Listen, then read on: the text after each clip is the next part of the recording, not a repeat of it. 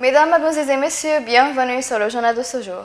Le porte-parole de la Chambre des représentants, M. Abdallah Blehek, a déclaré que le troisième tour de discussion de la Commission de la voie constitutionnelle avait débattu de la possibilité de tenir le référendum sur la Constitution conformément à la loi publiée par la Chambre des représentants numéro 6 de 2018 en termes de disponibilité des ressources matérielles et techniques au regard de la période récente avant les élections prévues pour la fin de cette année, et il a expliqué que la deuxième série de pourparlers qui a eu lieu il y a 3 semaines a vu un accord entre les deux chambres du Parlement et le soi-disant Conseil d'État pour procéder au projet de référendum sur la Constitution permanente de la Libye, indique que les pourparlers se poursuivront pour un délai de 3 jours et une déclaration finale sera émise à leur sujet après leur achèvement.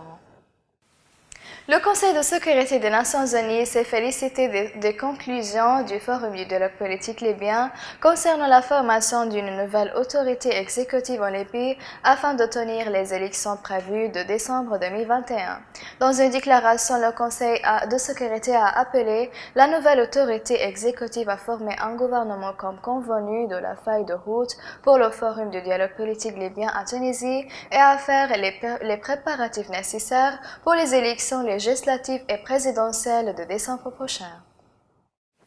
L'envoyé spécial du secrétaire général des Nations Unies, Jean Kopi, a eu des entretiens téléphoniques avec le nouveau président du Conseil de la présidence, Mohamed El-Nefi, et le chef du nouveau gouvernement, Abdelhamid Dbeiba, et a discuté des moyens de garantir une transition harmonieuse du pouvoir vers la nouvelle autorité exécutive intérimaire unifiée. L'envoyé spécial a clarifié l'intention de Dbeiba et de former un gouvernement inclusif et largement représentatif dans les délais spécifiés dans la feuille de route approuvée par le Forum du dialogue politique libyen. Le président du bureau de Diamar Abdrabba a rencontré le gouverneur de la Banque centrale de l'Épi, Ali El-Habri, et le doyen de la municipalité de Benghazi, Sagr Boujouari, pour discuter et étudier les projets de la ville de Benghazi et contracté et sera engagé par le comité directeur municipal. La réunion a discuté des dossiers des bidonvilles qui sévissent dans la ville et ses environs et trouvé des moyens d'arrêter l'expansion des bidonvilles ainsi que des dispositions de contrôle financier et technique